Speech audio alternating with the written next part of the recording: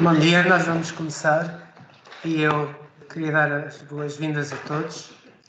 Pedia para aqueles que não estão a participar ativamente para cortarem a imagem e o som, pura e simplesmente por causa da banda da internet, porque dificulta alguns se tivermos muitos online. O objetivo deste webinar é tentar obter elementos, tentar clarificar como é que os nossos diplomatas e os nossos postos podem, no fundo, interagir e colaborar tanto com a Agência Nacional de Inovação como com a AICEP. Tendo em conta que tanto o professor António Grilo, que está à frente da Agência Nacional de Inovação, como o Dr. Filipe Costa, iniciaram funções ainda este ano e, portanto, são equipas novas que estão à frente de ambas as instituições. O Dr. Filipe Costa foi delegado do AICEP, é funcionário do AICEP, foi delegado em São Francisco, esteve também em Xangai e, antes de assumir funções como presidente do AICEP, esteve como à frente da Global Parques. O professor António Grilo é professor catedrático de Engenharia e Gestão Industrial na Nova. Tomou posse, como eu disse, ainda este ano, tomou posse em março, está à frente da Agência Nacional de Inovação desde março deste ano e tem procurado fazer a ligação entre a academia e as empresas através de diversas formações executivas. É licenciado em Engenharia Civil, é mestre e doutor em Gestão Industrial pela Universidade de Salford, no Reino Unido, e nós vamos proceder da seguinte forma. Eu dou primeiro a palavra ao Dr. Filipe Costa, ele faz a intervenção, depois o professor António Grilo fará a sua intervenção e depois de ambos terem intervido, nós vamos entrar num período de perguntas e respostas e eu peço que escrevam as perguntas no chat daqui do Teams ou então, se quiserem fazer a pergunta pessoalmente, que levantem a mão. Mais uma vez, muito obrigado a todos por estarem presentes e eu passo a palavra ao Dr. Filipe Costa. Muito obrigado, Sr. Embaixador Freitas Ferraz. Muito bom dia a todos. Perguntava só quanto tempo é que deverá ser esta intervenção inicial, se me permite a dúvida.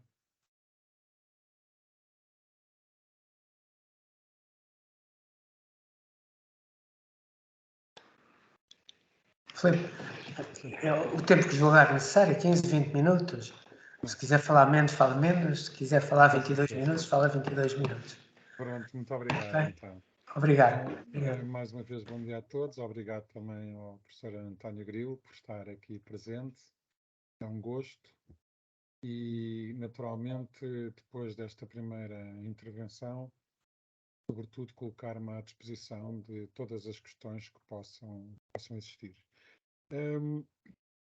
Sobre a temática de quais são os atuais desafios na internacionalização da economia portuguesa e falando um pouco no papel da AICEP, eu começaria por apresentar que a AICEP é a Agência para o Investimento e Comércio Externo de Portugal. Não sei se me estão a ouvir bem. Sim, sim. A AICEP é a Agência para o Investimento e Comércio Externo de Portugal e, portanto, nós temos como Desliguem os microfones dos que estão. Nós temos como função atrair investimento direto estrangeiro para Portugal, tratar também o grande investimento nacional e, naturalmente, promover as exportações portuguesas.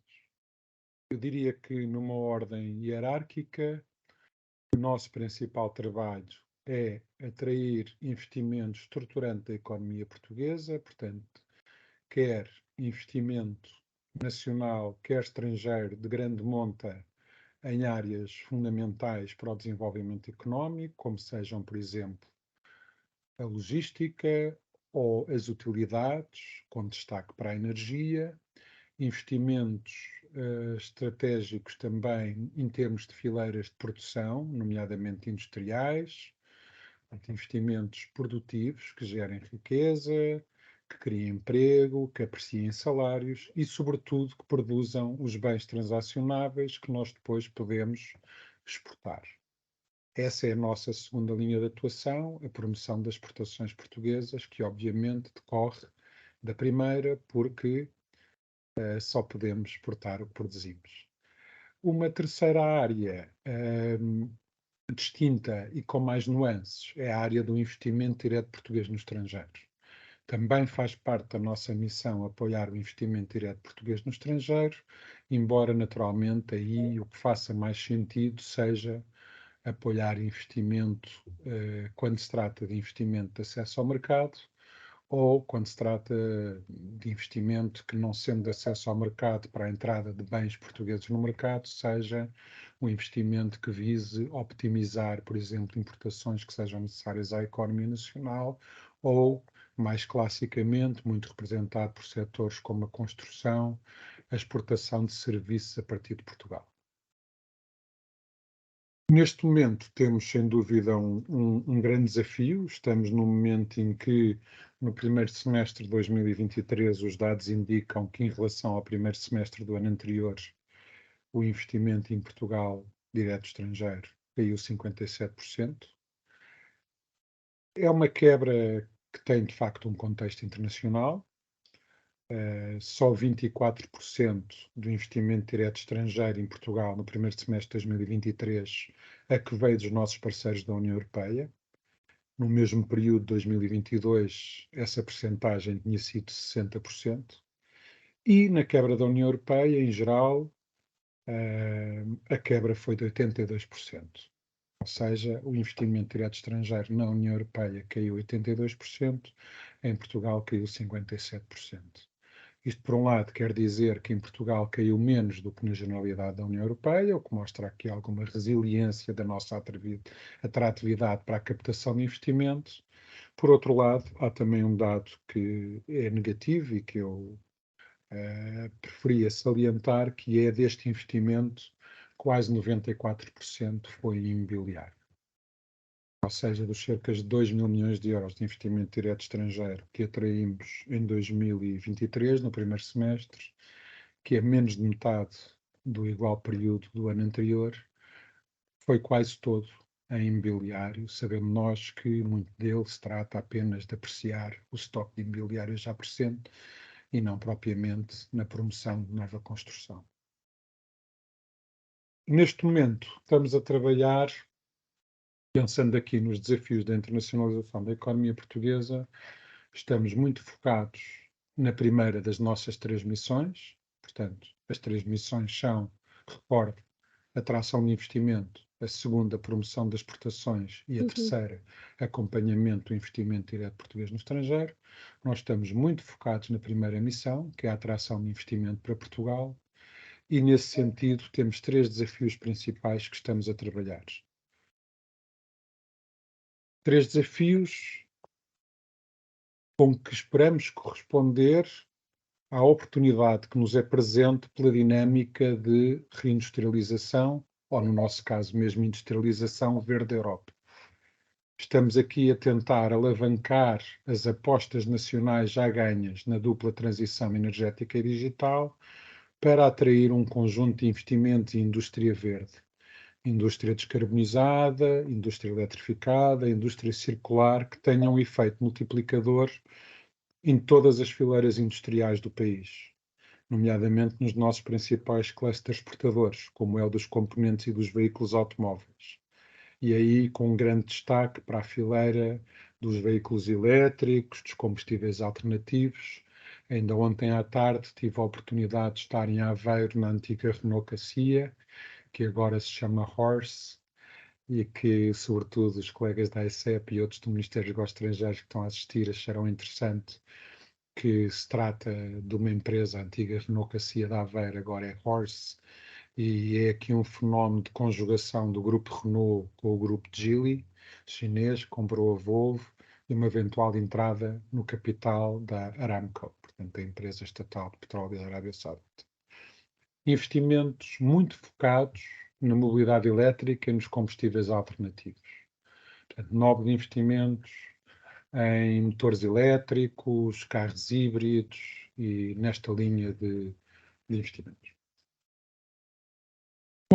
Com base na transição digital, não confundir com e-government, estamos a apostar no desenvolvimento de uma economia de dados com base nos investimentos que temos conseguido atrair da amarração de cabos submarinos de telecomunicações, centros de dados, centros de computação e processamento de dados, mais concretamente, sobre os quais depois podemos desenvolver uma economia de dados.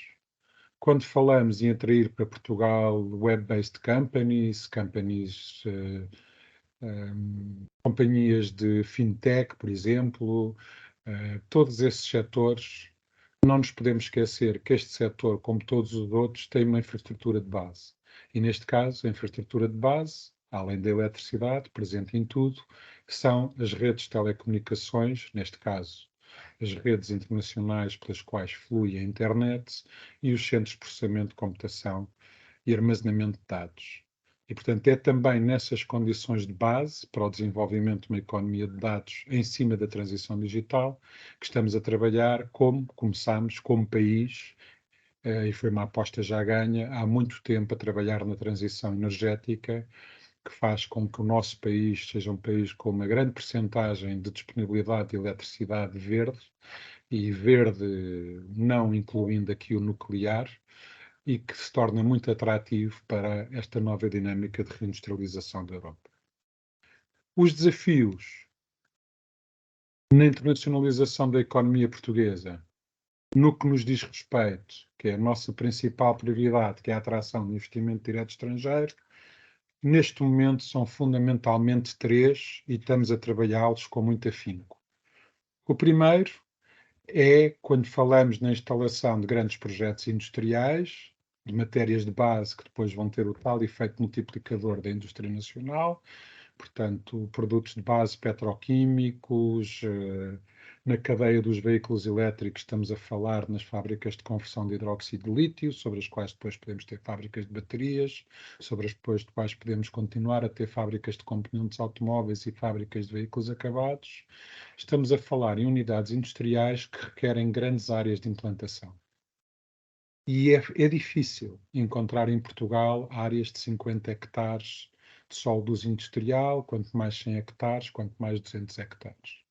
E, portanto, uma das coisas que estamos a trabalhar no âmbito de um grupo de trabalho que é aqui sediado, é coordenado pelo professor João Tiago Silveira, é a simplificação dos procedimentos e licenciamentos para empresas, num leque muito alargado de temas, e temos agora em cima da mesa, precisamente, a simplificação da transformação de solo rústico ou de solos multiusos municipais, num trabalho com as câmaras, com as comissões de coordenação e desenvolvimento regional, com as comunidades intermunicipais, com os municípios, a transformação desse solo em solo urbano dos industrial, nomeadamente nas áreas dos parques empresariais, portanto, numa lógica integrada, limitada, sustentável, para que possamos então instalar esses grandes projetos de indústria verde.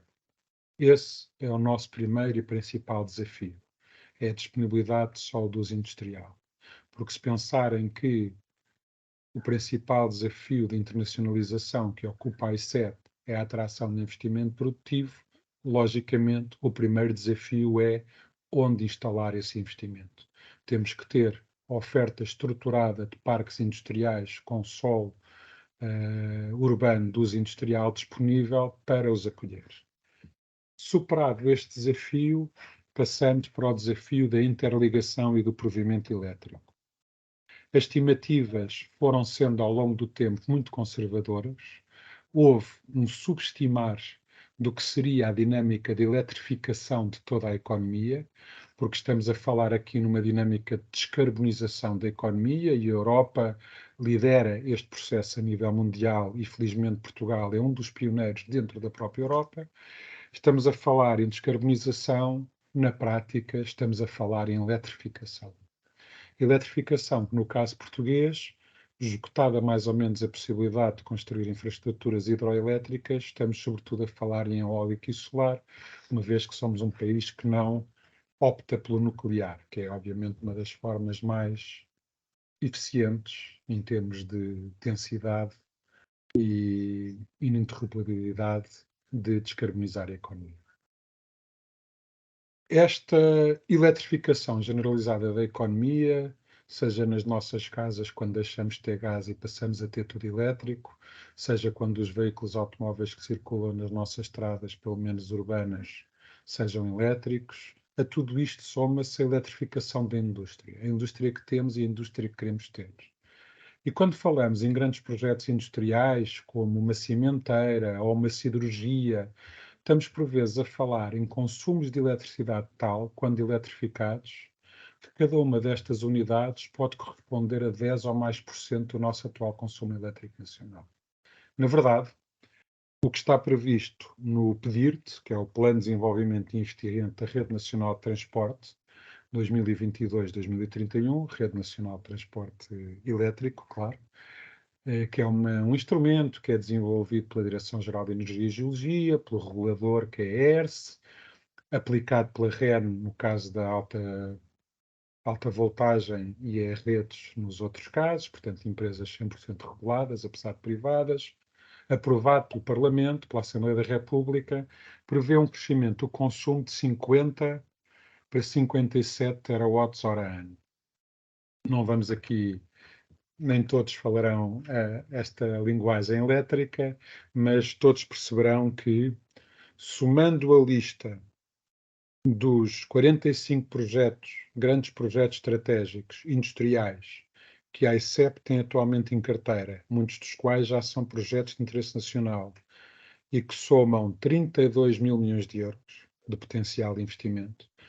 Investimento este que 2/3 do CAPEX, portanto, destes 32 mil milhões de euros, 21 mil milhões de euros estão concentrados em 2 municípios apenas, Sines e Estarreja, portanto, são investimentos hidrogênio, amoníaco, matérias de base químicas, siderúrgicas, etc., representam 16,4 gigawatts de potência quando fornecidos ininterruptamente. Isto são 143 terawatts-hora ano. Ou seja, no decénio, é mais 285% do que o nosso atual consumo elétrico nacional, que é 50 terawatts-hora ano, e não mais 14% como está previsto no plano, que é passar de 50 para 57. E, portanto, será aqui necessário um grande trabalho, que já está a ser feito, de avaliação e planeamento das necessidades energéticas, e, aliás, a Secretaria de Estado de Energia e Clima lançou recentemente o Decreto-Lei 80/2023, que visa corresponder à primeira zona de grande procura, que é Sines, certamente que o segundo será para Estarreja, e anteontem, se não me engano, foi lançado já o anúncio para este concurso, que vai permitir às grandes empresas consumidoras investirem na interligação e no provimento elétrico. Portanto, primeiro desafio, só a luz industrial.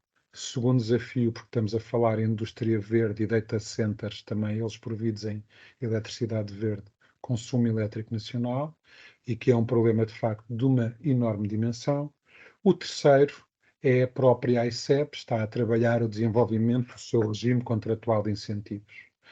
Felizmente, no dia 20 de julho, publicámos um registro de pedido de auxílio inovação produtiva ou aceleração de investimentos estratégicos, com os quais a ICEP consegue, com o regime contratual de incentivos financeiros e fiscais, concorrer, sobretudo com os nossos parceiros europeus, para a atração destes grandes investimentos industriais que queremos captar para o nosso país. Investimentos industriais, investimentos nos provimentos indispensáveis para a economia nacional. Ou seja, prioridade, atração de investimentos industriais, sem esquecer que na base da atração destes investimentos industriais estará a atração de mais investimentos em logística, mais investimentos na produção de energia, mais investimentos na transição energética e na transição digital. Muito obrigado. Amanhã. Sim. Ok, senhora.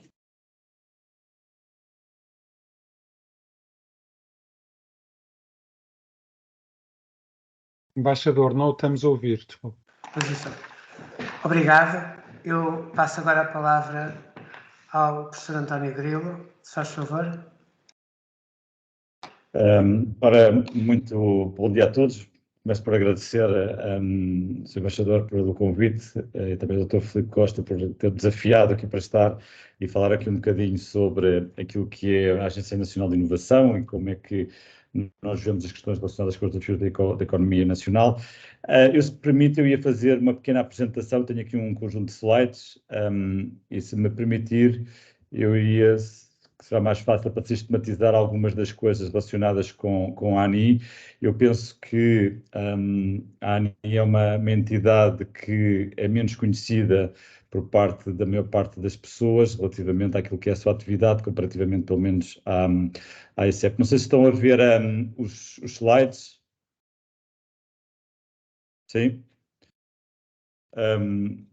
Muito bem, então eu vou passar aqui o conjunto, vou falar um bocadinho sobre, muito rapidamente, o que é a ANI, os seus principais eixos de atuação e, portanto, nestes principais eixos vou procurar focar essencialmente naquilo que são pontos que têm a ver com as questões da internacionalização e, de alguma forma, aquilo que possa ser relevante do ponto de vista a nível internacional e da rede de embaixadas e de consulados que nós temos a nível nacional e como é que nós vemos que poderia ser interessante, de alguma forma, potenciar aquilo que nós fazemos ou que nós nos preocupamos com a atividade também da representação nacional.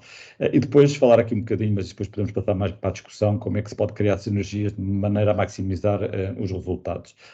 Vou falar muito rapidamente aqui da Agência Nacional de Inovação. É uma entidade que, embora seja relativamente conhecida no meio empresarial e no meio académico, é talvez menos conhecido fora dessa esfera. E a missão, a ANI, na realidade nós estamos este ano a comemorar 30 anos, nós dizemos não de Agência Nacional de Inovação, porque ao longo da sua história teve várias designações e diferentes configurações, mas nós estamos a falar de 30 anos de agências de inovação e que, portanto, basicamente, mas na sua matriz base, teve sempre a promoção da inovação colaborativa entre aquilo que se faz nas universidades, nos politécnicos, na academia no geral e as empresas portuguesas. A ANI tem como missão catalisar e potenciar a inovação em Portugal, centrado naquilo que é a economia, portanto, centrado naquilo que é as empresas, a dinâmica empresarial. Portanto, nós não estamos focados na inovação ao nível da administração pública, isso é outra entidade, outra agência.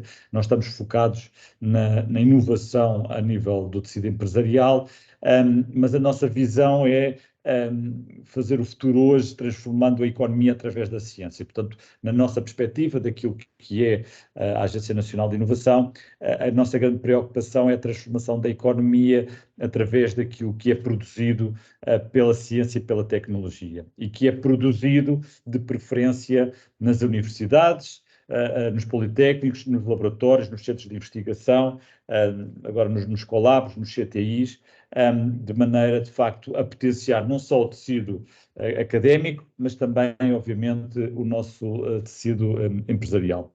E, portanto, aquilo que nós procuramos fazer é esta convergência entre aquilo que são os interesses de desenvolvimento económico das empresas com aquilo que é a produção do conhecimento nas universidades. Quais são os principais eixos de atuação da ANI? Eu vou focar aqui apenas naqueles que são, na minha perspectiva, são mais relevantes e que têm a ver com a dimensão internacional. E, portanto, num dos primeiros eixos, depois vou falar em detalhe em cada um deles, tem a ver com o financiamento e incentivar a investigação e desenvolvimento tecnológico empresarial. E, portanto, nós temos um conjunto de instrumentos de política centrada na investigação e desenvolvimento tecnológico para a inovação empresarial, sempre na perspectiva, obviamente, de valor económico.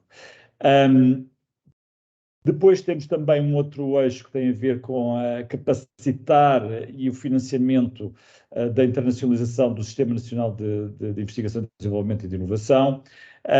E temos uma grande preocupação, falar também um pouco disso mais à frente, de melhorar o desempenho de Portugal e das entidades em Portugal em programas europeus de investigação e desenvolvimento de tecnologia, e procuramos ajudar estas entidades, sejam elas universidades ou empresas, a tornarem-se parte de redes internacionais de colaboração.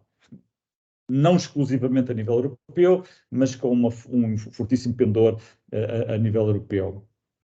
Depois temos também um outro eixo que é importante, que tem a ver com a capacitação e financiamento das entidades de interface, e, portanto, nos últimos anos, nos últimos 5, 6 anos, tem havido uma política de criação e de financiamento e de capacitação daquilo que nós chamamos de entidades ou instituições de interface, que são os laboratórios colaborativos, vulgo Colab, e os Centros Tecnológicos de Inovação, os CTIs, que, embora tenham naturezas distintas, tenham muitas parecenças e que são, na sua essência, instituições de interface. Porquê é que são instituições de interface? Porque, tipicamente, são entidades jurídicas que têm dentro de si não só entidades do sistema universitário, politécnico, mas também empresas. E, portanto, são de interface porque procuram fazer de uma forma sistemática e formal a ponte entre aquilo que é feito na academia e aquilo que é as necessidades das empresas. E, por fim, temos um outro eixo que eu penso também é relevante para esta nossa conversa aqui, que tem a ver com a promoção de políticas de inovação e transferência de conhecimento. E aqui, obviamente, há aqui uma componente importante de transferência de conhecimento também, quer daquilo que nós fazemos para a esfera internacional, quer também aquilo que acontece a nível internacional para Portugal. Eu vou, se me permitem, falar muito brevemente em cada uma destas matérias e vermos, a nível internacional, o que é que poderá ser relevante. Começava por aquilo que é uma das atuações-chave no âmbito da ANI e que tem a ver com os incentivos nacionais e que está a terminar agora o PT 2020 e que está a começar o PT 2030 e tipicamente a ANI é uma entidade que gera, é um organismo intermédio que permite fazer para as autoridades de gestão a gestão daquilo que tem a ver todos os programas de investigação e desenvolvimento empresarial e no âmbito do PT 2030 poderão ser em copromoção, tipicamente entre empresas e instituições da academia. Pode ser em copromoção ou pode ser a nível individual, e neste caso, a nível individual, sendo o promotor empresas. E, portanto, são tipicamente projetos que procuram fazer investigação e desenvolvimento não fundamental, mas aplicada. Depois temos também programas de mobilizadores, e programas de mobilizadores são muito parecidas com as agendas mobilizadoras que estão a decorrer neste momento, portanto são tipicamente grandes consórcios em determinadas áreas setoriais na persecução de um determinado conjunto de objetivos setoriais e, portanto, ou sempre baseados em ID, portanto, no avanço, desenvolvimento da maturidade tecnológica num determinado tipo de setores, onde nós, nestes programas mobilizadores, que são projetos de grande dimensão, com muitos milhões de investimento, procuramos fazer essa convergência com os principais players, quer sejam empresariais, quer sejam académicos, no desenvolvimento desse setor. Depois temos projetos demonstradores, onde se procura demonstrar determinada tecnologia que foi desenvolvida em contextos diferentes. Temos provas de conceito, onde procuramos que determinadas tecnologias que já foram desenvolvidas em projetos de investigação possam, de alguma forma, ir um passo à frente do ponto de vista da validação daquilo que foi desenvolvido. Temos programas que têm a ver com a proteção da propriedade intelectual e temos um programa de internacionalização, de apoio à internacionalização das atividades de investigação e desenvolvimento. E, portanto, aqui, tipicamente, aquilo que nós procuramos apoiar é que a investigação e desenvolvimento que nós realizamos e queremos realizar e a potenciação dos resultados que foram obtidos tenham uma escala não estritamente nacional, mas possam ter uma escala internacional. Portanto, procuramos apoiar esse desenvolvimento. E depois temos também o desenvolvimento de núcleos de investigação e desenvolvimento no contexto empresarial.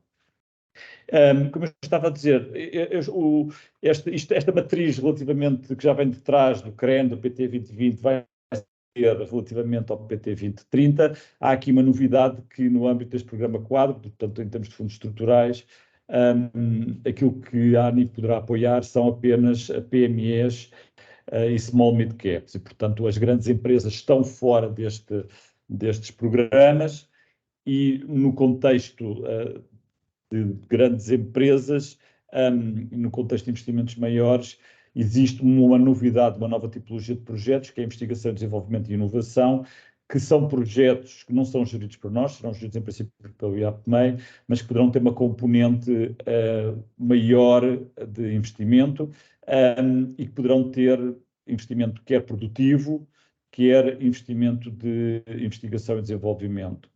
Tipicamente, neste tipo de programas, quer seja, por exemplo, quer com o IAPMEI, seja, por exemplo, com a ICEP, quando entramos na esfera da investigação e desenvolvimento, normalmente a ANI é convidada a estar envolvida, por exemplo, no regime contratual de investimento, que o Dr. Filipe há pouco falou.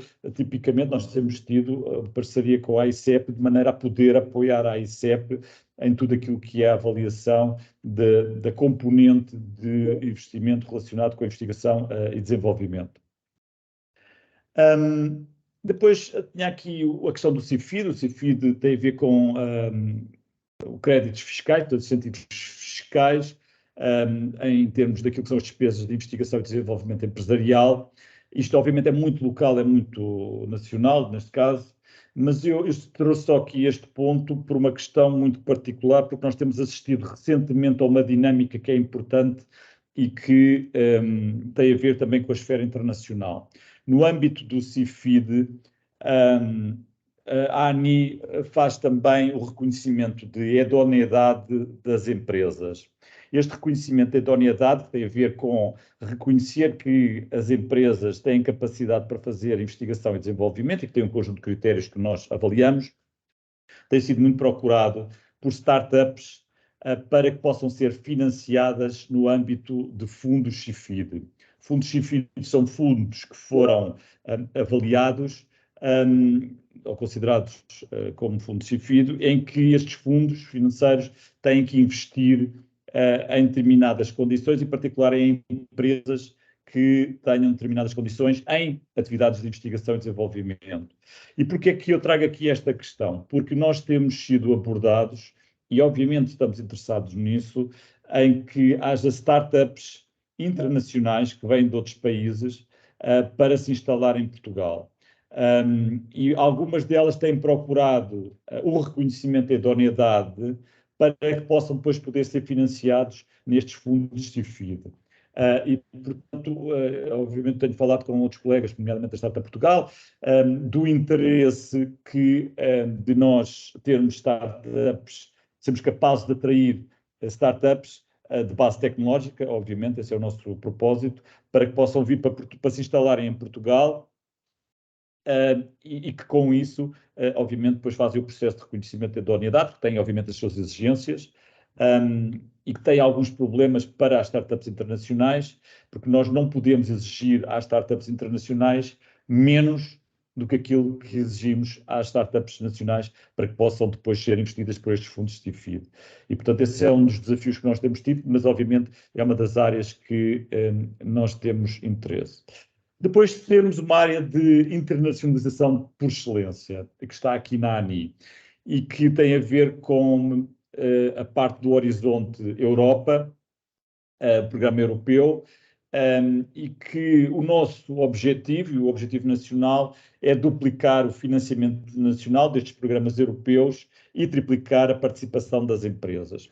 Portanto, o programa Horizonte Europa portanto, é gerido a nível europeu, e aquilo que nós procuramos fazer é que as universidades, as empresas portuguesas entrem em consórcios colaborativos internacionais, possam participar nesses consórcios internacionais, e aquilo que nós procuramos fazer é, por um lado, dar a conhecer às empresas e às organizações e às universidades aquilo que são os avisos e o que vai sair em termos de aviso e aquilo que é a preocupação de determinados programas, e ajudá-los a fazer aquilo que é propostas de sucesso para que sejam capazes de captar mais investimento internacional para a área de investigação e desenvolvimento. E a verdade é que as entidades portuguesas, quer empresas, quer universidades, têm tido um sucesso muito grande neste Horizonte Europa e, portanto, nós recentemente atingimos o marco de 500 milhões de investimento relativamente ao Horizonte Europa, num prazo relativamente curto de 2 anos, o que nos dá uma perspectiva extremamente otimista para todo o programa quadro, portanto, do Horizonte Europa. Mas para ter este sucesso, obviamente é muito importante nós continuarmos a dinamizar estas redes internacionais colaborativas e estar presente e ir ajudar as empresas e as entidades a terem propostas de sucesso. No âmbito também daquilo que é a atuação da ANI, nós também temos a responsabilidade de, no Pilar 2 e no Pilar 3 do Horizonte Europa, que tem a ver com desafios globais e tem a ver também com a inovação a nível europeu, dos ecossistemas de inovação, o acelerador e por aí fora, de nós representarmos os interesses de Portugal a nível da Comissão Europeia. E representar os interesses significa, basicamente, o que é que nós defendemos que devem ser as prioridades, por exemplo, de financiamento. E procurar, por exemplo, definir em que áreas é que deverá ser feito mais investimento ou menos investimento, que devem abrir ou que não devem abrir, e qual deve ser a posição de Portugal nas diferentes áreas. Para isso, aquilo que nós fazemos é consultamos os especialistas em Portugal, vindos de empresas ou de universidades, sobre as questões que são levantadas em Bruxelas e, portanto, defendemos essa posição em Portugal. Depois, nós também na ANI somos responsáveis pelo programa Eureka Eurostars, que é uma rede, no caso da Eureka, global para projetos colaborativos na área da investigação e desenvolvimento. Nós estamos, de facto, aí também a gerir isso e, portanto, a dinamizar essa rede e somos responsáveis em Portugal por todas essas atividades. Temos ainda uma forte ligação ao Enterprise Europe Network, que é uma rede europeia de empresas. Depois temos também outras atuações, mas eu vou avançar um bocadinho mais para a frente. Depois, outra área de atuação que para nós também a nível... atualmente não tem acontecido muito, mas que para o futuro nós vemos com muita importância, que é a capacitação das redes Colabs, portanto, dos laboratórios colaborativos e dos CTIs. Nós recentemente estamos a financiar, através do PRR, daquilo que nós chamamos a missão interface, 41 Colabs e 31 CTIs. Na realidade são 41 Colabs, mas que ainda não estão todos fechados, num programa que ronda quase 190 milhões de euros. E qual é que é a questão aqui? A questão aqui para nós, e que nós temos dito, estamos a falar de muitas entidades de interface, muitas entidades que são uma conjugação entre empresas e centros de investigação das universidades e que produzem resultados que não se podem esgotar em Portugal. E, portanto, há interesse nosso em dinamizar que estas entidades de interface consigam ter sucesso na sua internacionalização, consigam exportar aquilo que é os resultados da sua missão, portanto, enquanto centros de interface. E isto para nós é um grande desafio, não temos muitas certezas como o fazer, mas temos certeza que o temos que fazer. Portanto, temos certeza de que para manter uma rede desta dimensão, no futuro, estas entidades vão ter que ter sucesso a nível internacional e, portanto, nós vamos ter que ajudar os Colabs e os CTIs a internacionalizar-se. Há alguns que estão a começar a ter sucesso nisso, mas há muitos que ainda não o fazem, portanto, nós vamos ter que os ajudar a fazer isso. Eu aqui vou passar outra parte das compras públicas de inovação. Falava aqui um bocadinho também de projetos de colaboração internacionais e gostava de chamar aqui a atenção para 2 pontos importantes. Que é um programa que nós estamos a procurar dinamizar, que é o Industry for Big Science, e aqui a nossa preocupação é Portugal participa através da área da ciência em vários programas internacionais, nomeadamente, por exemplo, ligados ao Big Science, nós chamamos de Big Science, ligadas ao CERN, ao ITER e por aí fora.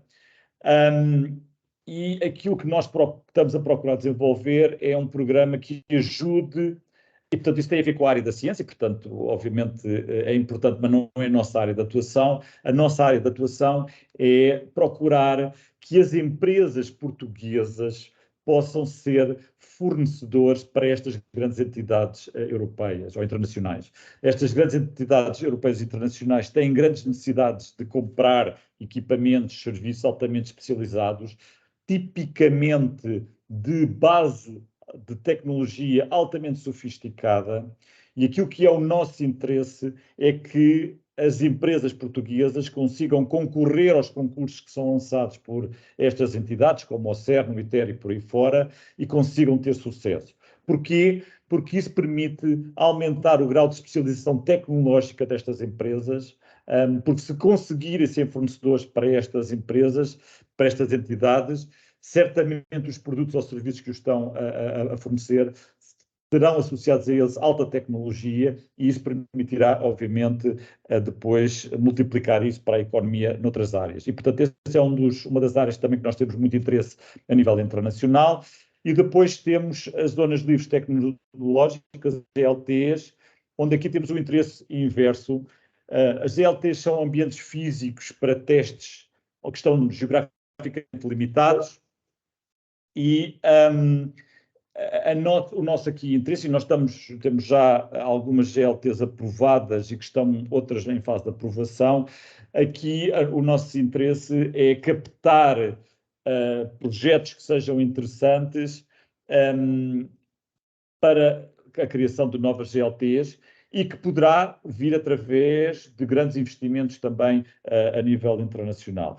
Estas GLTs têm uma particularidade, é que naquilo que for definido como ZLT, e a ANI tem a responsabilidade relativamente ao processo de aprovação destas GLTs, é possível, conforme o âmbito da ZLT, é possível que determinados regulamentos, determinada legislação possa ser aliviada para que possam ser desenvolvidos determinadas atividades de investigação e desenvolvimento e de inovação nestas zonas delimitadas. Tivemos recentemente a ZLT de Matosinhos para a mobilidade, o que significa que nessa zona que foi delimitada poderá haver experimentação relacionada com a mobilidade que não poderá ser feita noutras áreas, porque estas áreas têm um regime especial para que, por exemplo, possam ser feitas essa experimentação ao nível da mobilidade, fazendo exceção da legislação que existe atualmente. E, portanto, essa é uma das zonas, é uma das áreas que também poderá ser importante e que poderá, obviamente, estar alinhado com as questões da captação de investimento estrangeiro e internacional. E pronto, depois tinha aqui o terceiro ponto, que era como criar sinergias, mas eu acho que isto depois podemos deixar para a discussão no geral e, portanto, terminava aqui a minha apresentação. Obrigado. Muito obrigado, Sr. Professor, muito obrigado a ambos os nossos convidados. Eu queria chamar a atenção que nós já temos algumas perguntas no chat, e a primeira pergunta é, no vosso entender, na vossa perspectiva, qual é o papel da rede externa diplomática portuguesa para os objetivos que foram mencionados, que têm estado a ser mencionados? Queriam responder, porque depois nós temos também um pedido do nosso embaixador em Oslo, que queria fazer uns comentários sobre o relacionamento prático entre o AICEP e o Ministério dos Negócios Estrangeiros. Portanto, eu fazia esta primeira pergunta e quero responder já. A forma como é que, qual é o papel, o que é que se espera, como é que tanto as embaixadas como os nossos postos no estrangeiro podem, no fundo, ajudar os objetivos e ajudar, no fundo, naquilo que estiveram agora, que vocês estava implícito, digamos, em ambas as vossas intervenções. querem fazer isso, já peço aqui ao Pedro Pessoa e Costa para fazer uma intervenção. Pedro, não sei se ele está. Eu não sei se ele já saiu. Cá estou, cá estou. Ok. Cá estou. Muito obrigado. Então, Pedro, comentário para depois entrarmos com esse comentário na primeira pergunta.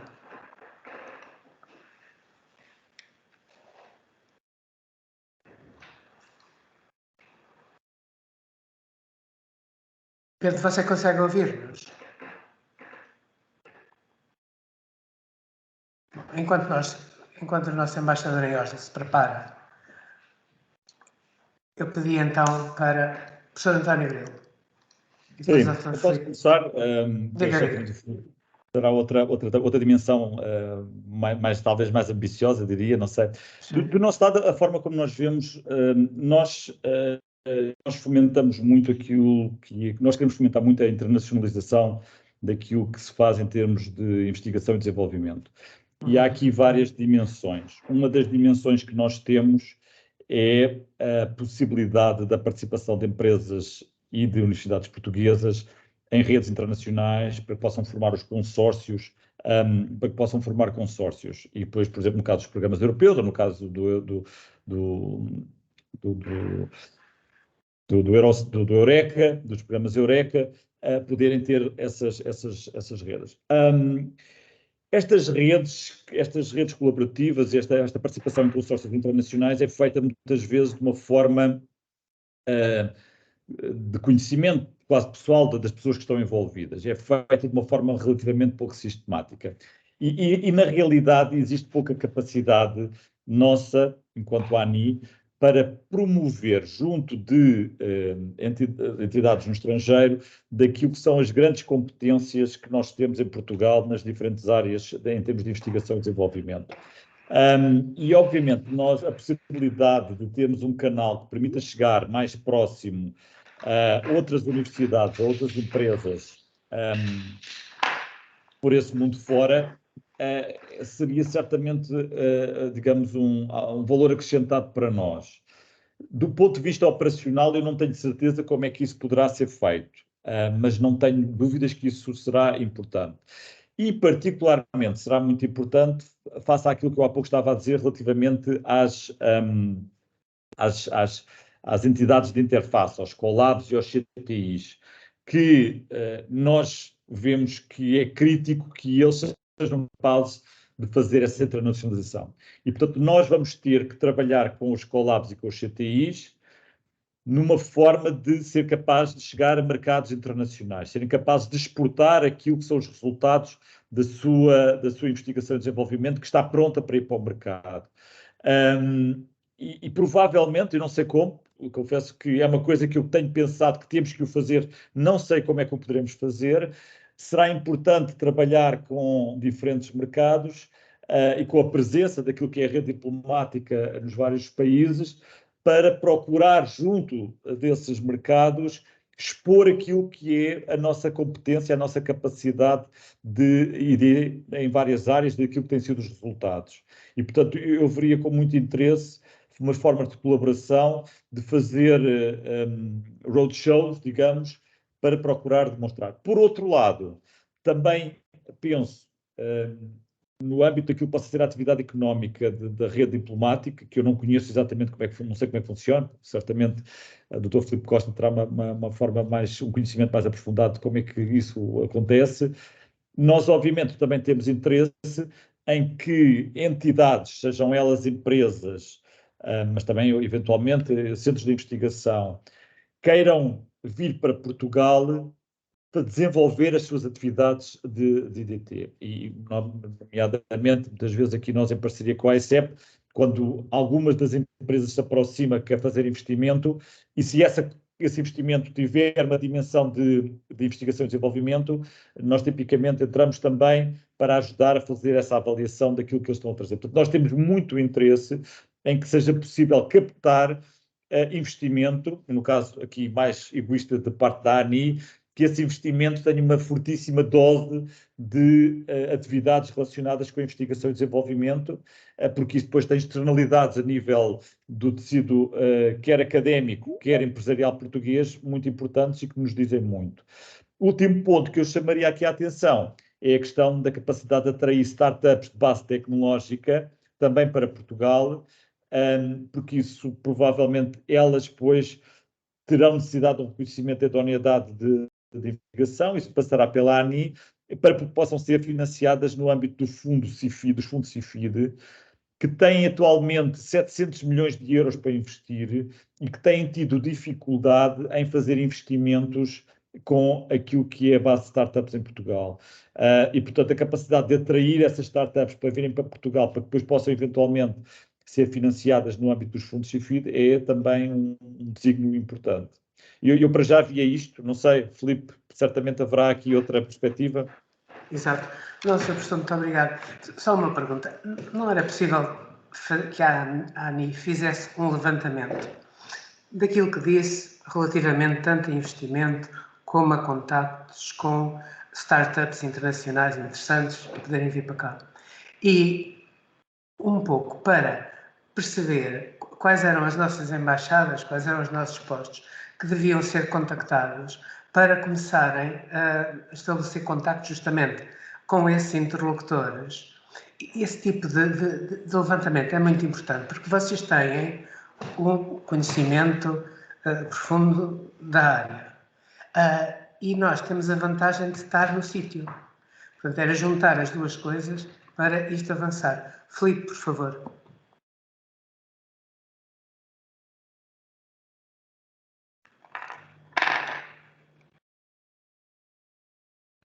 Muito obrigado, Sr. Embaixador. Estava aqui a ver as várias questões que foram colocadas sobre o papel da rede externa diplomática portuguesa. Bom, como sabem, a própria AICEP tem uma presença muito significativa na rede externa, na rede diplomática, portanto, os delegados da AICEP funcionam junto das embaixadas e dos consulados gerais de Portugal nos sítios onde são colocados como delegados da AICEP e com a respectiva acreditação diplomática, tipicamente como conselheiros económicos e comerciais junto às embaixadas, onde continuam naturalmente a ser funcionários da AICEP, aquilo que vulgarmente chamamos de delegados da AICEP, e respondem funcionalmente também ao chefe de missão, portanto ao respectivo embaixador ou ao cônsul-geral, e portanto isto faz parte da integração da rede externa da AICEP no Ministério dos Negócios Estrangeiros, que tem vindo a ser aprofundada, até na colocalização, como chamamos. Portanto, anteriormente, há alguns anos, já um pouco distante, a maioria dos delegados da AICEP estavam fora das embaixadas e dos consulados gerais e agora estão integrados e funcionam no âmbito dessa equipa.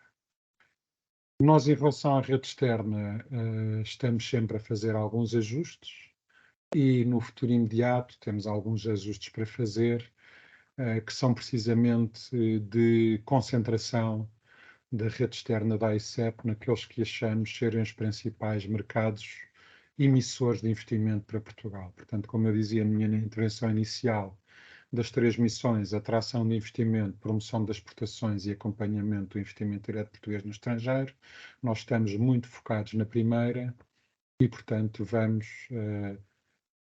reorientar as redes para as principais praças emissoras de investimento. Portanto, uma concentração naqueles países e naquelas capitais e outras chamadas capitais económicas, onde achamos que podemos atrair mais investimento produtivo para Portugal.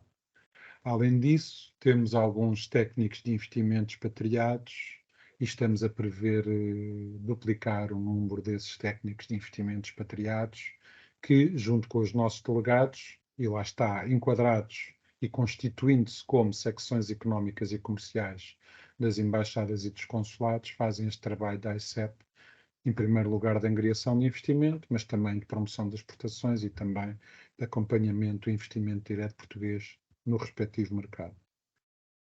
Não sei se o Sr. Embaixador quer que eu responda também às demais questões que aqui vejo. Vocês podem começar a pensar nessas respostas.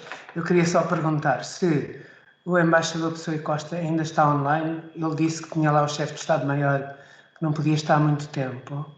Eu acho que ele a certa altura tentou intervir, senão nós começamos a ir às outras perguntas que foram aqui colocadas no chat e perguntamos se alguém quer fazer também perguntas pessoalmente, levantando a mão digital. Portanto, Mas eu estou online é? Então pronto, Pedro, se faz e favor. levantei já as duas mãos. Muito obrigado. A gente não está a ver, mas isto... agora já o vemos. Muito bem. Eu vou ser rápido. Primeiro queria Então faça o favor. saudar o presidente do Instituto Diplomático, da AICEP, e também o professor Grilo. E queria começar desde já por pedir desculpa por referir-me apenas a este tema, que é aliás um tema recorrente e que já tem vários anos, de como se aproveitar os diplomatas, a rede externa, para as atividades da chamada diplomacia económica. É um tema, aliás, quase que é igual àquilo que nós também falamos há anos, procuramos pelo menos respostas, como aproveitar a diáspora para a nossa promoção internacional. Primeiro, quero desde já saudar a inclusão de uma diplomata no Conselho de Administração da AICEP, que acho que é muito importante e muito necessário para uma necessária e quase obrigatória articulação e coordenação entre a AICEP e o Ministério dos Negócios Estrangeiros. E queria também lembrar que uma coisa que eu aprendi, aliás, aprendi muitas coisas na AICEP quando estive no Conselho de Administração, mas uma das coisas que eu aprendi é que cada mercado é um mercado e, portanto, cada mercado exige abordagens diferenciadas. Refiro-me, por exemplo, ao caso da Noruega, que é um mercado muito especial, não só pelo facto de não fazer parte da União Europeia, mas pelo facto de ter uma disponibilidade financeira muito grande e a necessidade também de exportarem alguma da sua tecnologia para outros mercados e por isso mesmo procuram, através e com o apoio do Fundo Soberano, do bilionário Fundo Soberano, países para fazer esses investimentos e investimentos esses que poderão ser feitos com uma maior cooperação com Portugal. Mas, no caso, por exemplo, de vários investidores na área das energias renováveis ou mesmo também da aquacultura, depois dos primeiros contactos que temos feito com eles, vêm-nos sempre dizer os senhores são muito burocráticos e os senhores, sobretudo, não respeitam praticamente os prazos que podem ser os razoáveis para investidores. Por isso mesmo, com isto eu queria dizer que é preciso ter esta articulação com os diversos players quando se trata do investimento, sob pena de, o caso aqui da Noruega e da Islândia, apenas fazermos este teasing para que investam em Portugal, mas depois acabam, por diversas razões, desistir de fazer esses investimentos, que podem ser importantes, sobretudo também porque têm uma componente de investigação e desenvolvimento experimental muito importante. Portanto, os desafios são muito diferentes também quando falamos da atração de investimento, como promoção e comércio de serviços, ou também o apoio do investimento de Portugal nos países. Quando nós falamos da carreira diplomática, da mesma maneira que eu aprendi muito com os funcionários da AICEP, também eu creio que a carreira diplomática hoje em dia é uma carreira muito diferente e está muito mais sensibilizada para estes temas de diplomacia económica.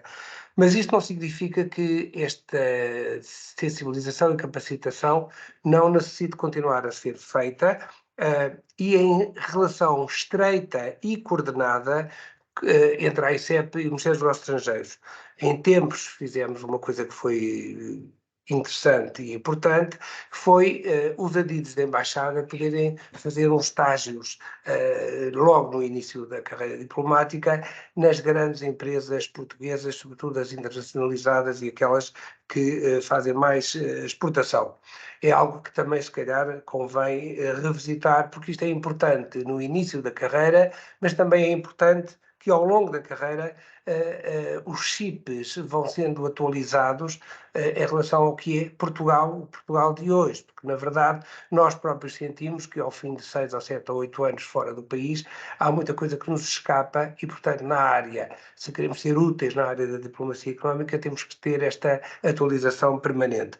Uns têm a sorte de ter delegados da AICEP, outros têm a sorte de ter antenas da AICEP, outros até têm a sorte de terem os tais scouts para o investimento estrangeiro, mas outros não têm nada disso e precisam justamente de ter, se querem fazer e como devem fazer esta área da diplomacia económica de uma maneira mais eficaz, precisam de ter esta coordenação completa ao longo da sua carreira.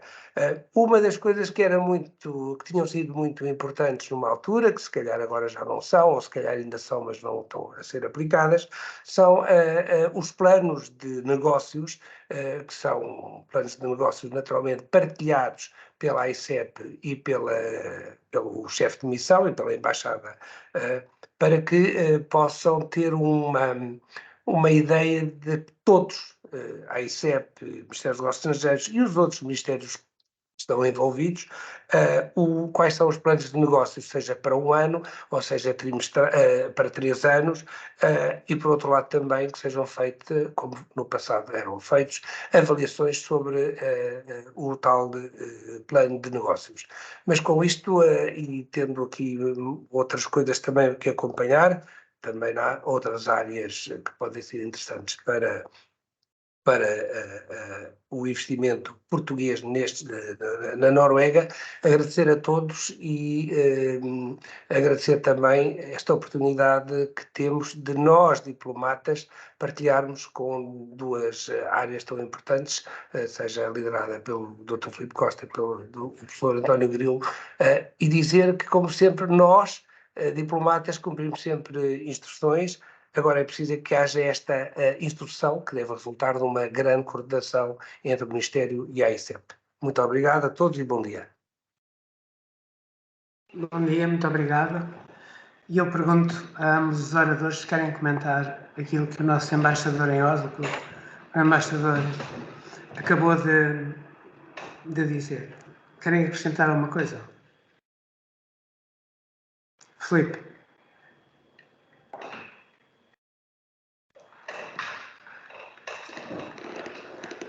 Então, Sim, obrigado pelas diga. questões.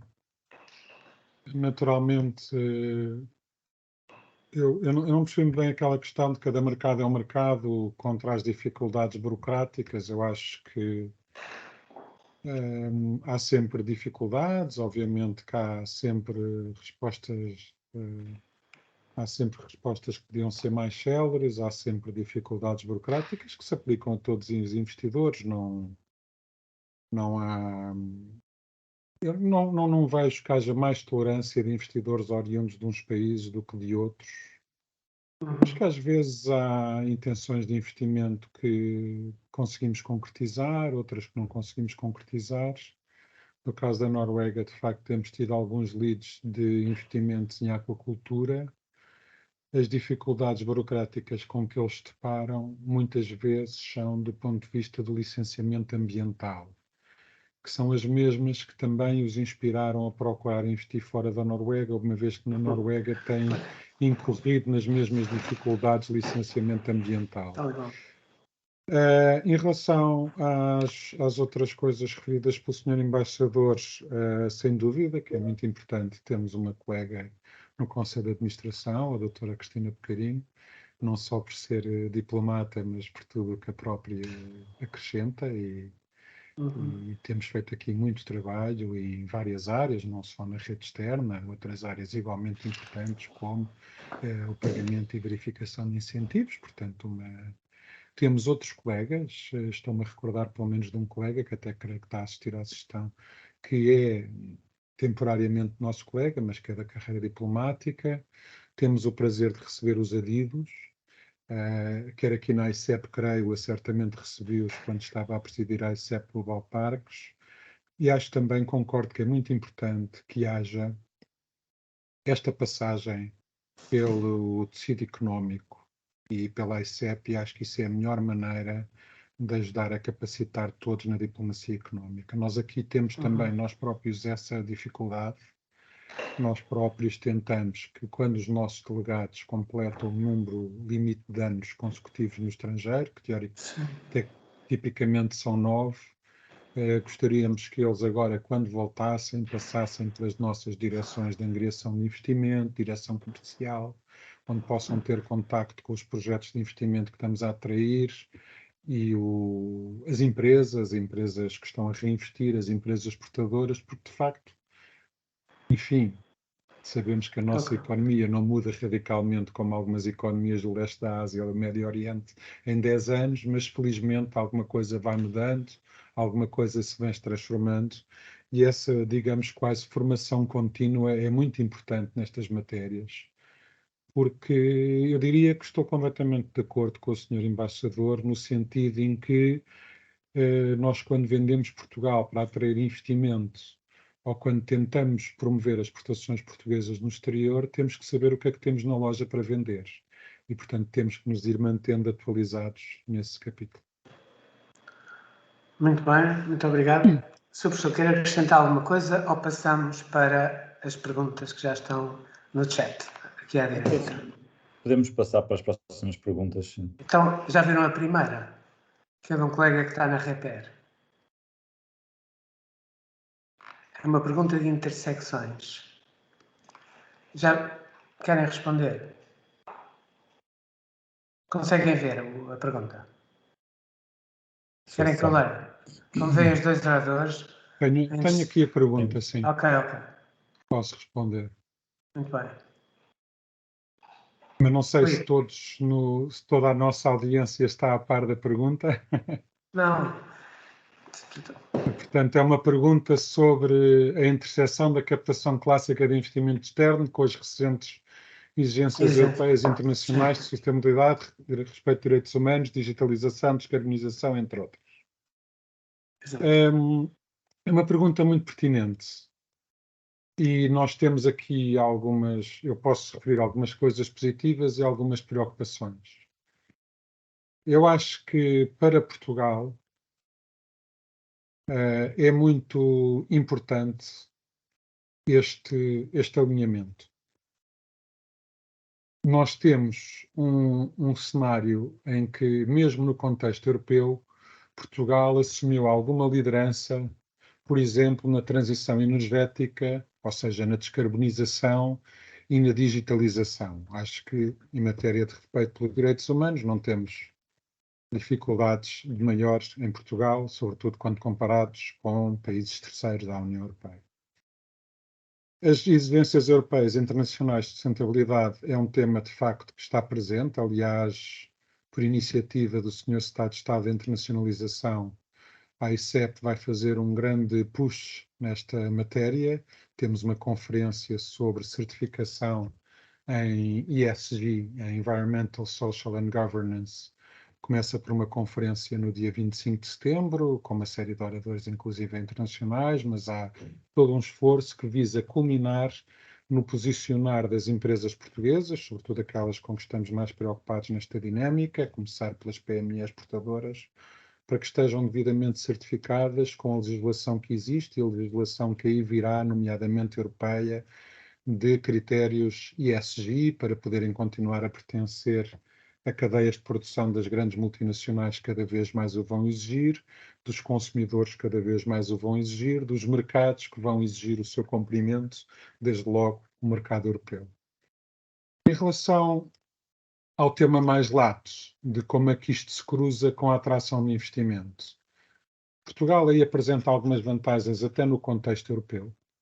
Nós, por exemplo, na descarbonização, Portugal é um país com uma grande taxa de eletricidade de fonte renovável e não nuclear, porque apesar das classificações da União Europeia, que pode eventualmente considerar o gás natural como uma energia verde de transição, pode eventualmente considerar o nuclear como energia quase verde no sentido em que é descarbonizada, a verdade é que muitas empresas, por exemplo, aquelas que que, em termos de percepção pública, são forçadas a olhar mais para estes temas, como as grandes empresas tecnológicas, uma Google, ou uma Microsoft, ou uma Amazon Web Services, só consideram energia verde aquela que é também considerada em Portugal como energia verde ou limpa. A hídrica, eventualmente a geotérmica, a eólica, a solar, outras de reciclagens, bio, etc., mas isto confere-nos uma vantagem competitiva na atração destes investimentos. A infraestrutura digital também nos confere uma vantagem competitiva na atração destes investimentos. Estes critérios induzem, numa lógica que também poderíamos, por outro lado, considerar um pouco protecionista, alguma reindustrialização da Europa, motivada pelo Covid, pela disrupção das longas cadeias de produção, agora a guerra no leste da Europa. Há uma série de coisas que inspiram a um encurtar das cadeias de produção e a uma necessidade que a Europa sentiu de ter no seu território a produção de algumas matérias-base indispensáveis à indústria. Mas, em grande parte, e agora que felizmente, não sei se demasiado cedo, começamos a esquecer a pandemia e etc., e a guerra, infelizmente, e digo mesmo infelizmente, já não está tão presente, pelo menos no dia-a-dia dos noticiários, o que sobra é isto, não é? Portanto, é uma reindustrialização verde da Europa motivada muito pelas preocupações environmental, social e governance. E nós aí temos uma vantagem competitiva. O que é que nós precisamos? Nós precisamos que, por exemplo, na questão da descarbonização, ou seja, da mitigação ou eliminação de emissões de CO2 na produção de um determinado bem, sejam consideradas não só as emissões diretas, como também as emissões líquidas. Portanto, o que é que nós, Portugal, podemos dizer em relação a isto à União Europeia?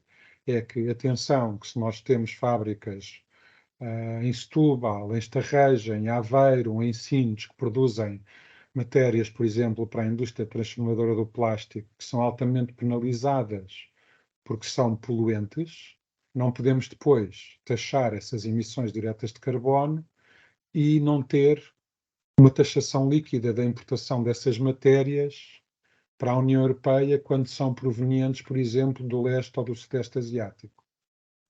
E também não podemos cair no erro de não aplicar esse tipo de medidas corretoras à importação de bens finais, porque senão o que estamos a fazer é deslocalizar a poluição. Estamos a empurrar a poluição para o Magreb na produção de eletricidade, estamos a empurrar a poluição para o leste, sudeste asiático na produção das várias matérias base que utilizamos, e isso de facto não resolve o problema planetário, não resolve o problema do carbono, não resolve o problema das emissões, trata-se apenas de uma deslocalização. Portanto, eu acho que há coisas a afinar, mas nós temos de facto aí alguma vantagem competitiva nessa matéria. A última palavra deverá ser sempre a da legislação.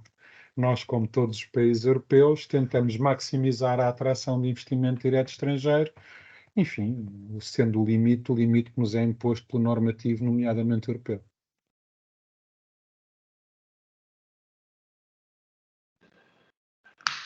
Sr. Professor, quer dizer alguma coisa? Sim, só complementar, no caso das áreas onde nós trabalhamos mais, de investigação e desenvolvimento, Sim. normalmente estas situações estão relativamente já balizadas por aquilo que são o cumprimento da legislação a nível europeu e, portanto, tipicamente todas as atividades que de alguma forma tenham ID só poderão ser financiadas se cumprirem todo o conjunto de requisitos a nível de sustentabilidade, direitos humanos, descarbonização e por aí fora.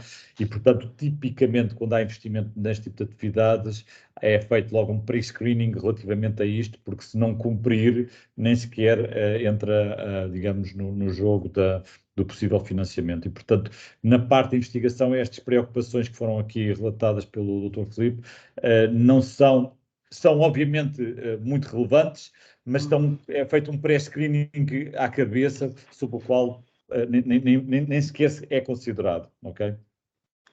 Obrigado.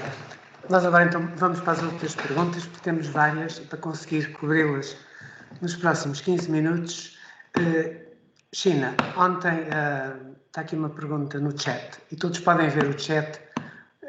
ou conversa nas versões portuguesas do Teams, há pergunta sobre o que ontem a senhora von der Leyen disse ou anunciou no discurso sobre o Estado da União que iria lançar uma investigação quanto aos apoios estatais da China à produção de automóveis elétricos que todos sabemos que estão a começar a vir para a Europa e podem vir a ser e a Europa, o objetivo é que a Europa venha a ser um grande mercado para a China em matéria de mobilidade elétrica.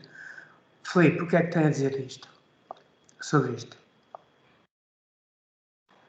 Embaixador, eu fui delegado da ICEP em Xangai e em São Francisco. Sim. E devo dizer que, quando era delegado da ICEP em Xangai, uma das coisas que me preocupavam era a facilidade com que tudo era exportado da China para a Europa e a dificuldade que havia em exportar o que quer que fosse da Europa para a China. Sim. Fosse por barreiras alfandegárias, fosse por barreiras técnicas, fosse por barreiras que não existiam, como a indisponibilidade para serem feitas inspeções e certificações que muitas vezes não fazia sentido, e as nossas empresas exportadoras que se queriam certificar anos e anos à espera. Eu aqui, correndo o risco de ser acusado de ser retrógrado ou até, Deus me livre, pessimista, acho que há também algumas preocupações que nós temos que ter. O setor energético, o setor das telecomunicações, produtos como polietileno e polipropileno, que tantas faltas nos fizeram para fazer as máscaras durante a pandemia, a indústria automóvel, neste caso também ela energética, eu acho que é do interesse europeu ou do interesse nacional português haver capacidade instalada na Europa. E, de facto, a melhor maneira de haver capacidade instalada na Europa é fazer o que fazem os chineses e os norte-americanos. É classificar estas indústrias como estratégicas, acarinhá-las, incentivá-las e, de certa forma, fazer com que elas não sejam prejudicadas, não só pelo que disse na questão anterior, de aplicarmos elevadíssimos critérios de exigência ao que é produzido na Europa, mas depois não o aplicarmos ao que é importado para a Europa, como também exigirmos uma produção na Europa. Os fabricantes europeus pouco exportam para a China. Fabricantes europeus de automóveis pouco exportam para a China. Porquê? Porque a política chinesa foi obrigar, por vários mecanismos, que não vou agora aqui detalhar, seria toda uma conferência, obrigou-os a localizar produção na China. Muitas vezes em joint ventures. Isto funciona muito bem. Houve alguma funciona muito bem e também para a China. Digamos, é um clássico win-win chinês no sentido em que a China ganhou duas vezes. Ganhou porque os fabricantes foram produzir na China e porque fizeram joint ventures e que houve uma transferência de tecnologia. Eu fiquei muito contente nos anos que estive na China ver que de ano para ano a qualidade de vida das pessoas subia. Não quero de todo criticar, até pelo contrário, acho que nós temos muito a aprender com a política industrial e comercial chinesa. E uma das coisas que eu acho que Portugal está já a ser beneficiário, e tem estado nas notícias a possibilidade de haver uma empresa chinesa a fazer uma grande fábrica de baterias para veículos elétricos em Portugal, e estas notícias posso-vos dizer com agrado que são verdadeiras, é um pouco isto. É uma empresa chinesa que já fornece os fabricantes europeus que estão nessas joint ventures na China, está a ser pressionada pelos seus clientes europeus, portanto os OEM, os fabricantes de automóveis europeus, para, em vez de produzir essas baterias na China e exportá-las para a Europa, vir produzi-las na Europa. Obviamente que, independentemente assim, da empresa ser de capital chinês, e aí acho que não devemos discriminar, a empresa estará na Europa, a matéria-prima chegará à Europa, os produtos serão transformados na Europa, a empresa estará cá, estará sob jurisdição europeia e sob jurisdição portuguesa, e essa que é a nossa segurança. E, portanto, eu vejo com bons olhos isto e acho que Portugal já está a beneficiar e os países que beneficiarão serão países como Portugal, Eslováquia, Hungria, etc., porque somos os países que mais facilmente vão poder atrair alguma deslocalização desta indústria da China para a Europa, porque será exigida a essa indústria que estará na Europa para produzir, para fornecer à Europa e os fabricantes europeus. Além, obviamente, disto permitir que outras empresas, sejam europeias, norte-americanas, australianas, outras empresas, nomeadamente desta cadeia e fileira dos veículos elétricos, possam também elas ter a expectativa de produzir na Europa para os fabricantes europeus em condições de competitividade. Lá está, mais uma vez, nós temos o normativo europeu que é muito restritivo em termos de auxílios de Estado às empresas. O professor António Grilo acabou agora de referir algumas restrições com as quais nós todos concordamos, como são as restrições de não estar a financiar IDT que não corresponda aos nossos objetivos de descarbonização, digitalização, etc. Mas isso só faz sentido, ou melhor dizendo, isso faz sempre sentido, não quero questionar isso, mas faz mais sentido se depois também aplicarmos essas regras à importação. Eu acho que é isso que a Comissão Europeia está a fazer. Nós não podemos estar a favorecer a importação de veículos elétricos da China, porque lá podem ser subsidiados sem qualquer limite, podem produzir com muito menos requisitos do ponto de vista dos estándares ESG do que na Europa, e depois permitimos a importação sem qualquer tipo de penalização, apesar de sabermos que beneficiaram de auxílios de Estado que cá não são possíveis dar às empresas, que beneficiaram de uma produção que não foi constrangida pelos mesmos critérios ESG que são cá, que não tiveram que seguir as nossas regras de descarbonização. Obviamente não podemos inferir na legislação e na produção e no consumo local na China, mas podemos interferir no sentido em que, se é para exportar para a Europa, tem que cumprir as regras que são aplicáveis à Europa em termos de auxílios de Estado, em termos de limites à poluição, etc, etc. Obrigado. Nós temos depois aqui uma pergunta do embaixador Soy Costa, mas passamos sobre ele já interveio.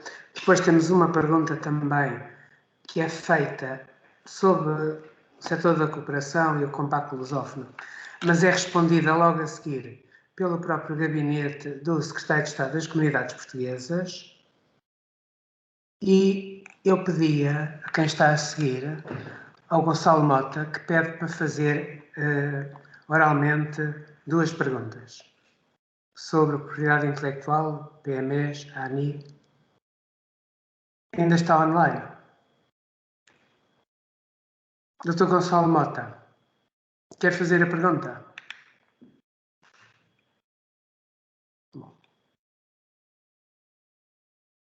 Mas eu posso responder, entretanto, às questões que estão colocadas. Exato, é isso. Nós, em relação à primeira pergunta que é colocada, nós na ANI temos um grupo de pessoas que trabalha esta área da propriedade intelectual com as PMEs, portanto, dar apoio àquilo que é, mas é uma área que nós vimos que queremos crescer muito, ou seja, queremos capacitar a estrutura interna da ANI para poder dar resposta a isto.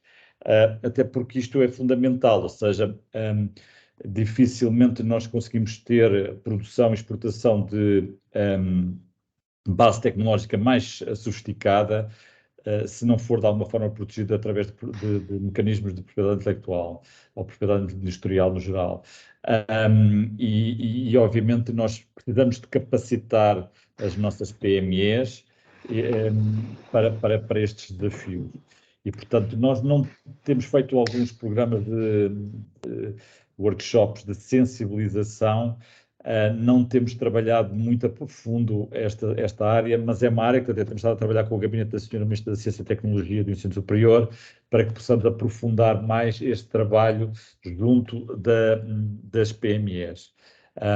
E, portanto, a resposta é assim, temos alguma coisa de trabalho ao nível da propriedade intelectual e industrial, temos feito workshops, seminários, temos redes que nos permitem, nomeadamente, de entidades de TTOs, de gabinetes de transferência de tecnologia, que procuram transferir, por exemplo, algo daquilo que é feito ao nível das universidades, para depois possa eventualmente ser licenciado, comprado por empresas.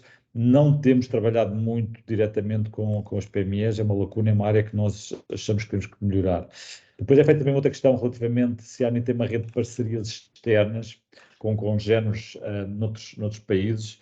A ANI pertence a uma organização, uma rede que é a TAFTI, que é uma rede europeia de agências de inovação, e pertencemos e temos a possibilidade, temos encontros ao longo do ano sobre diferentes temas, e portanto sim, temos algum nível de cooperação e depois temos também relações bilaterais com maior proximidade com uma ou outra agência a nível europeu. E portanto sim, nós estamos integrados numa rede, e essa rede serve muitas vezes para partilhar desafios comuns e muitas vezes até para nos ajudar a clarificar questões que aconteçam no país e para aprender como é que se faz nos outros países. Muito obrigado.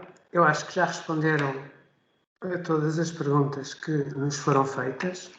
Pergunto-me se têm algo mais a acrescentar. E se não, eu queria agradecer a vossa presença.